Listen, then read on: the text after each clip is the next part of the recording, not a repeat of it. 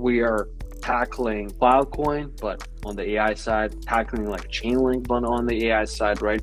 And then fully like reinventing the deep-in structures for agents going forward. AI has become the second largest narrative in crypto, just right behind the meme coin super cycle. Today I'm joined by Rivalz' CEO Igor talking about their brand new upcoming public node sale November 21st, as well as what's really going on with AI and why it's so necessary in today's day and age to go ahead and participate in it. As always, use code JM for all the node sales that we're getting in. Full disclosure, we're partnered with Rivalz, and I'm also personally going to be invested inside of Rivalz nodes. All right, so in terms of how we got to this world of crypto, this spicy world of crypto, Igor, how the hell did you end up becoming the CEO of Rivalz? It's a great question. Took a long time, honestly. So what's a long time? guess, is it like a month in crypto? Like no, it took I guess like till I took on Rivalz. This was I guess like 5 years in crypto up to that point, right? So I joined like 16 17 previously with like an economics background. Did a little bit of consulting, advertising, some startups as well. And then over time, kind of went through this sort of cycle, getting into very heavy into just blockchain initially, then building pretty hardcore since basically 17, 18, hackathons, stuff like that. Very early on, been focused a lot on connectivity of different blockchains, of connectivity of off-chain and on-chain data, right? This is way back in like EOS days when that was kind of the ruling innovation going on. EOS, if you remember. I remember that. Yeah, Dinosaur those were the days, right? And then kind of through the DeFi growth, and over time, I focused more and more on this data aspect, basically of what's going on. And previously, my previous project was DQuest, which where we basically tested out a lot of these ideas around gaming identity, around how valuable identity is in general, right? And from there, we just realized that, I mean, our kind of team, we realized that we're basically building a massive data engine, right? And started working more and more on the AI protocol side, right? So that's when I kind of decided that I'm just going to fully pursue that and focus on it. And since then, it's just been sort of a gradual evolution of our vision over time with a lot of my experience in different verticals, right? But yeah, that's basically how it happened. But yeah, I think now, I mean, to be honest, right, for like a long time, I was having such a difficult period where it was so difficult to explain to people like what we're doing, why we're doing it, right? AI was very difficult for people to understand, and honestly, I'm just like loving what's going on right now because it like helps me so much to get the point across and to see people excited about agents, about AI. It's just amazing, right? So yeah. Yeah, we all love AI. Big buzzword. It's my favorite buzzword in the world. So tell me, what in the world is Rivalz exactly? So we basically explain ourselves as the world abstraction layer for both AI and agents, right? This is, what does it mean, right? So similar to like blockchain abstraction, we abstract the ability for AI and agents to access the world, right? And what I mean by that is that accessing the different types of resources available, from data to compute to intelligence to later on maybe even like human labor, right? So that's basically the focus of Rivalz. And to achieve this massive vision, massive goal, obviously it's pretty huge. We understand it, right? But we have core technological infrastructure that basically solves big parts of this vision, right? So we have a module for data, for connectivity, for oracles, for identity, and for resources, right? Each one of these pieces is pretty huge. Just to give you a better kind of understanding, like where we started, right? We started with the data side, right? So we saw the current kind of landscape of what's available for AI around data storage, data usage, right? And we built the first, or one of the first, I don't know, there's so much stuff going on, but generally we built a native AI data solution, right? Which was a DeepIn platform that we started back in, I think, in May, right?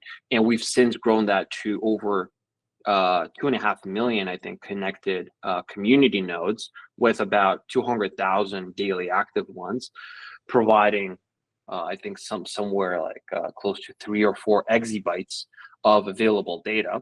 And all of this works privately and works quick enough and fast enough with for AI native solutions. So this was like, how does this reflect to the big vision, right? This is a data component, right, that we need for all these other pieces, right? And now, probably when this video comes out, we're going to be live with our connectivity layer, which is called the Agentic Data Coordination Service, which is basically both a technology for agents communicating with each other and an Oracle network that allows people to pass data from the off-chain to on-chain, right? But specifically for agents, right? Meaning that it's, again, quick enough, fast enough, right? But you can also request intelligence from smart contracts or from, yeah, basically from smart contracts, right? To achieve this agentic functionality directly on chain, right? Just as an example, right? But you'll see like where this goes, right? These are pillars of this massive vision of abstracting the world. Yeah. And are like these AI memes using some kind of abstraction layer, these AI agents? Because I heard you said those words. Yeah, exactly. So if you look at what happened was, like, I'll get like, as a person that's extremely deep in the trenches, Okay. what happened was all of the AI folk, right, have been extremely focused on specifically on-chain delivery of agentic functionality, right? Meaning that there's something happening on chain, right, which is verified through which uses AI and is fully verified, encrypted, blah blah blah, right? So from that standpoint, and then we were all like building deeply in our teams, and then we see people just launching your kind of these AI agents, right, that have nothing to do with the blockchain, right? So like if you look at like Truth Terminal, it really has nothing at this moment in time. Yeah. It has nothing to do with the blockchain, right?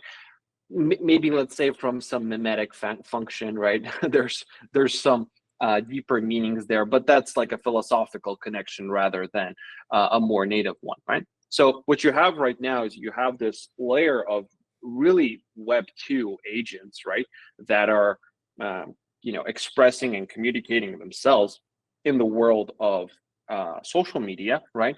And their value is attention, right? Now, this is very Web 2-ish, right? The only Web 3 connection was that, these perceived sort of AI meme tokens that are connected to them. Again, this is more of a philosophical connection, which I'm not hating here. I just want to say I'm a holder myself. You vaped. Like Okay. I think this is amazing, right? That this is going on, but we do see and we do want these agents to, number one, come on chain, right? So they start doing activity. If you've probably seen like some of the virtuals agents have started doing some activities with tokens on chain, right? I think they've established some of that functionality, and it's slowly coming on board, right? What we're interested in is also full ecosystems, right? Growing out of agents that are fully on chain. So and what we're incubating on-chain meme AIs. Yeah, for It's a example, possibility. It's Okay. it's definitely That's a possibility. interesting. It's definitely happening. Yeah, it's definitely happening. And I think I think what I'm also really interested in from like our perspective, and this is probably easy to get, right, is imagine we have this resource, like our DeepIn is 2 million machines large, basically, right? And imagine you give agents access to those machines, right? In the form of virtual machines, right? Or in the form of just access to the web, right? And I think that's where I think a lot of additional value creation is going to happen when you see, first of all, you're already seeing like agents multiplying, right? So it's very clear to see how they would want to have access to millions and millions of devices, right? And act on millions of actions, right? In the real web, right? Not gated by these like silos of the back rooms, for example, right? And that's where we also come in. I think that's really, that's all really, really exciting. Yeah. Okay, that's fair enough. Yeah. So right before we get into the nodes, which by the way are very important, they're happening in 2 days. I mean, that's a big narrative you've got going on, your TGA, assuming that's coming soon. I guess the last thing I do, you know, you focus on data, giving AIs access to the interwebs, is the moral ethics of allowing them to do that in the first place. Are you scared that one of these AIs just go fully rogue on chain and start rugging a bunch of coins? Like, how do we control our AIs? How do we make them do the right thing? I mean, that's a great question. And like what actually, you're hitting an interesting point here. One of the biggest challenges we have been facing with building like intelligence for on-chain action, right, is that you can't, I mean, we're starting to find basically create models that hit 100% probability rates, right? But there's hallucinations, right? So for a long time, you're basically like, let's say it's a good agent, right? He doesn't want to do anything bad, right? But because the model, the intelligence hallucinates, right? It might do something wrong, right? So it might fail a transaction, you know, sell the wrong thing, and just basically lose money, for example, right? But that's advancing. I think maybe like Q1 next year we'll see some major advancements on that side. That fast. Yeah, no, man, it's crazy. Like, that's crazy. The amount of progress happening is literally astronomical. You know, I called my dad like a year ago, and I said, you know, when I was a kid, we were talking about singularity with you. And I said, like, this is coming. It's coming. Like, I feel it. Like, there was a point, like, end of last year when I was like, I don't have enough time to just see all this, like, research happening across all these mediums, right? And now it's just, like, you know, 100x that, basically. So it's really getting to that point. Also want to touch on the side of privacy and access, right? This is a really interesting point. And but from like a separate perspective of basically what kind of data do you give to these AIs. One of the things that we've put in a lot of effort on our side is working on enabling personalized AI, right? Where there's basically a lot of value of making sure that the AI doesn't basically there's no risk of unlocking your personal data, right, to anybody else outside of the AI accessing it for inference, right? And this is where private data comes in, right? And such solutions, you probably heard about FHE or trusted execution environments, TEAs, right? And we're working with a couple of partners on that as well to establish like full data privacy and make sure this data never goes anywhere, right? But it also helps that we have a very large DeepIn. All the data is fragmented, right? When you need it, it gets kind of wrapped in for you. Yeah. So that's there's so much to focus on here. Yeah. Tons and tons of data, but we fragment it, and we'll give the AIs what they need, but not too much.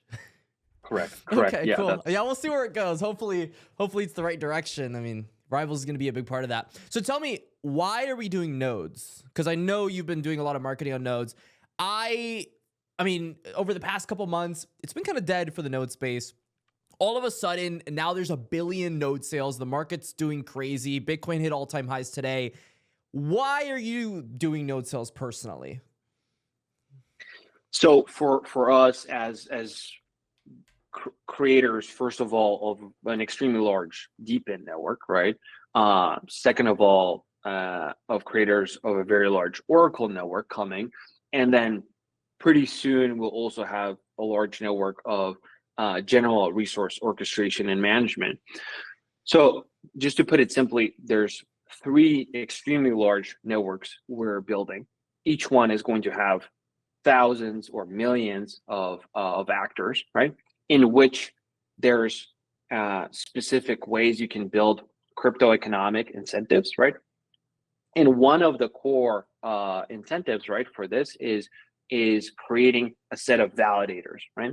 So we've wanted for a very long time, we wanted to make to make this decentralized, right, community-based validator set, right, that supports the decentralization effort, right, of Rivalz, number one, right? Number two, these validator Z nodes, they basically regulate the security of the network, right? And they do continuous checking of these actors within the system, right? This also allows us to not have full authority ourselves, right? But to relay that authority on this set of validators, right? Which we deem decentralized enough, right? Big enough to make sure that everything is secure, it's working well, right? And we can kind of rely on them, right, for long-term work, right? Thus, these validators are also getting a very large portion of our supply, which is like 25% in emissions, and then another 5% in airdrop. So a total of 30% of our total supply is going to these validators, which I think is really good. And I think it also helps us build, a very strong community kind of going forward for Rivalz, as we have, some Napoleonian plans really for Okay. for Conquer. Yeah. Okay, and is anyone right now using the Rivalz platform for anything? The SDK, the tech, the data? So yeah, we have first of all, we have like close to I think we've just announced about 50 plus partners. There's about 100 in total right now, right? So these are all projects that we're closely working on. There's a lot of need for data that you can use. This is like very important. Like, for example, like if you take something as like an old school decentralized storage system like Filecoin, right? It's too slow to be working natively with AI systems, right?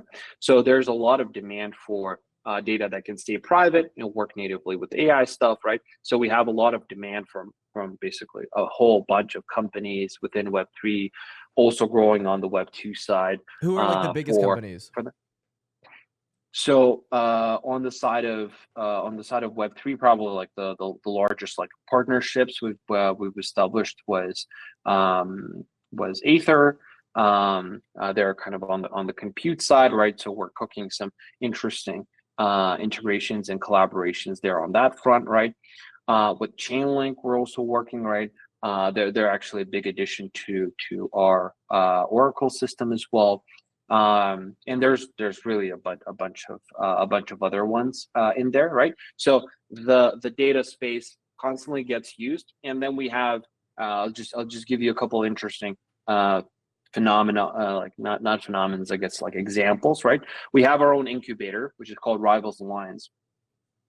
And one of the projects there, it's like similar to something like Grass from the way it works, right? People host extensions and stuff like that. But they have a totally different use case. Basically, what they do is they collect all of the information that you're looking at on the web, right? And then they build your own context. This thing knows everything already. It has seen all the pages you looked at. It has seen all the context. It doesn't need the context, right? And they're actually building for like automation of your web experience, like fully, right? And this is extremely private data. So they're using us to literally store hundreds of terabytes of data right now in this private fashion to build their systems, and they're going to be training on this data, et cetera, et cetera. Right? I think I'm starting to understand. Okay, listen, I don't have the AI brain here. I have the retail brain. Your Filecoin, but faster, and AIs need a faster version of Filecoin to function. That's one of the 5 modules we have. One Yes, of the 5 modules. Yeah. Okay, that's fair enough. And in terms of nodes, we need validators because we need to decentralize all this data. We have a ridiculous amount of data. And also at the same time, we need to actually verify that it's getting to where it needs to be. It feels like that for some reason, that's the big narrative with nodes. Is it because, you know, traditional blockchain, we've got Ethereum, all these like old proof of stake blockchains, they have it the same way where you just stake coins on a validator and then over time you get coins, helps decentralize the network. Is it just becoming broader and broader with all these different projects making their own chains? Like, do you see a world where some of these projects consolidate within blockchains and use like one big validator network instead of making their own? Or do you think it's always going to be like this, where it's just a bunch of different sales, a bunch of people doing different validators? You asked like 5 questions in there, but I'll try to I'll try to break it down. Number one, right? When people hear network, they think about like a blockchain, right away, right? But there's different types of networks, right? If you just take like 10 different actors, right, within a space, that's also a network, right? So what you see is with a lot of these with a lot of companies, right, that there's other sets of players, right, that they need to somehow properly decentralize, properly incentivize, properly create like validation systems, authentication, security systems, et cetera, right? And it helps them not to put this on a blockchain at all, right? But to build this like kind of node environment, right? That's separately working, separately securing the system, right? And it just focuses on this one application, right? This is similar maybe to like if you heard about like app roll apps or something like that. There's other projects that they basically say, it's not enough for us to have like L2 or L3 security. We're going to create another layer of just security wise, right? I think XAI, Ether, I think no, I don't want to lie about Carve. Maybe I'm wrong there, but yeah, I think XAI and Ether, they do that, for example, right? Which is cool enough. But from my perspective, I think this more active participation from the community, I think especially if you're an infrastructure product, it helps you a lot from the way the community interacts with you. And the way that they sort of put up the resources and really figure out what's going on, which is really exciting, right? I think everybody is. I think this changes this whole perspective of there's just a token, right? You purchase a token, you forget about it, right? So this allows you to build up a very strong community, right? That's very well incentivized in the future growth of your platform. I think so there's a lot of really good angles here. Do I think people will fully like outsource some of these networks? I think for sure. I think even what we're cooking on the front of like resource or like you probably don't really like understand, like when I say resource orchestration management, this basically means we're cooking up a system where you'll have millions of basically nodes, really, right? Or like virtual machines, compute providers, et cetera, and you can just plug in and spread out with either agents or some other deepened functionality, et cetera. So this will definitely happen, right? Especially for deepened projects and node projects that want to increase the level of decentralization, right, that they have. But yeah, I think this is maybe like another couple of years off of this, or maybe like AI will just fully take over by then. So and we'll see. We'll see. We'll see. All right, fair enough. Okay, so I mean, you have a background in economics. You understand how to go ahead and price structure things. So tell me, how did we come with these valuations for your node sale? Because clearly this is happening in 2 days. What can people expect, coming to this node sale? What prices, unlocks, everything we need to know about the Rivalz node sale? So we've been to be honest, right? We initially sort of looked very deeply into XAI, the way Ether did it, right? And we were kind of thinking about that strategy. But over time, I kind of made sort of a couple of decisions that kind of led us to where we are right now, that really focus on making the difference between participators very low, right? So I kind of, the more I looked at these huge differences in FDV, the more I was kind of becoming bullish on, let's just have almost like very little difference, right, between the entrance participants, right? So we ended up with just 3 tiers, right? Okay. It's just 3 tiers. The bottom one is $450. The top one is tier 3, which is going to be live on the public wave on Thursday. That's $550, right? So it's not a huge Barely difference, more, right? Yeah, barely more. And then there's discounts, right, that you could have received either through actively participating on our testnet, which has been going on, I think, for close to 5 months now, or through creator codes as well. Like using code for JM, example, right? 100%. Exactly. Just tons of testosterone. Yeah, continue.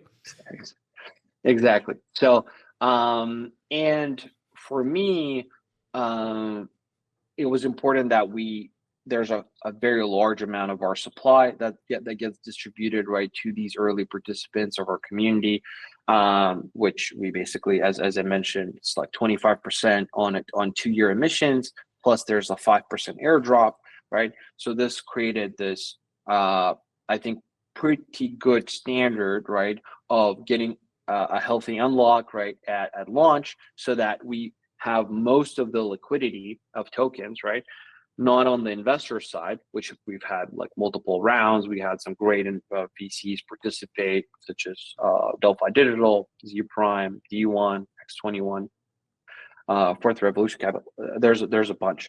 But what was important for me is that I didn't want to do low FDV stuff, right? I wanted to do like sort of a community controlled supply, and that's kind of what we're achieving here with this price structure and token structure, and this through the discounts and through these tiers, and through that we have a low amount of total nodes, which is, it's only 35,000, and we have real valuation. There's no implied valuation. You can literally like look, you know exactly how many tokens you're going to get, so it's all calculated, very easy. This also allows us to get under the last round, basically, in terms of valuation. That's kind of the idea, right? And that was also important in the way we've made our calculations. And what valuations are you guys targeting right now for your node sale? If people buy right now with the discount code, I think that's gonna be around like depending on like how big your discount is. Could be like, if it's 0, it's like 64, and then if it could be up to 20%. So that would bring it down to 50. Yeah. Okay, that's fair enough. Which I think for like within node sale structures, that's kind of pretty low from that standpoint. Yeah. And are there any node projects out there right now that you're maybe comparing yourself, you want to go ahead and get to the likes of, or is this a very unique situation for yourself? It's difficult. I wouldn't directly compare, but I think I would just say, right, that in terms of traction, like we've amassed over 50 million transactions during our on-chain testnet, right? 2 million registered, 2.5 million registered, right? So like, for example, like Grass, I think they have like 2 million web extensions, for example, right? And just the amount of shipping that we're doing, I think is pretty incredible on that front. So we'll see how it plays out. I think this space, right? Obviously I think people hear AI a lot right now, and it feels like it's already too much, but it's so nascent, it's crazy. Like for real. Like, believe me, this is the most nascent we're ever going to be. We're gonna hear really a lot more. It's just starting. Like, it's really just starting. So I think for those projects that continue to ship, continue to build, I think there's massive opportunity, and that's what we're really that's what we're really focused on, right? So that's all I would say. Yep. All right, fair enough. I mean, you're waiting on it. In terms of your roadmap leading into TGE, like when should we be expecting this token to go ahead and drop? So hopefully very Fingers soon crossed. after the node sale. Really, like we're looking at this year. So this like quarter. we're like this year, right? So I don't want people to wait another like 6 months. Yeah, we're whatever, tired right? of waiting for our nodes to do something. All right, Exactly. cool. Yeah, sounds great. Exactly. Sounds great. Do you have any maybe closing remarks here? Something we've missed that you want to go ahead and mention to the community here? A lot of these guys looking forward to nodes, very excited about the upcoming crypto bull cycle. Closing remarks is, I think it's time to study. That's all I'm gonna say. Like, it's time to study, guys. Right? If you've been like not reading up on what's going on, right? It's time to lock in, right? I think even for me, right? And I'm extremely deep in this, right? I'm constantly learning about new things, right, on the daily, right? So I think just in general, that's kind of very important. And I think, you know, if you guys follow Rivalz, you're going to learn a lot about a lot of different parts of the AI spectrum, right? And what I'm kind of excited myself, right, is that Rivalz is in this position where we are tackling basically Filecoin, but on the AI side, really, right? Tackling like Chainlink, but on the AI side, right? And then fully like reinventing the deepen structures for agents going forward. That's what gets me excited. That's what gets me to work like 18-hour days and not sleep. So hopefully that's going to be exciting for some of you guys as well, and you join our mission and join our crusade. But yeah, that's probably it. Yeah. Yeah. All right. Fair enough. All right. Thanks for joining the channel, Igor. Everybody watching the AI revolution, it's here. Don't sleep on it. I'll see you guys in the next one.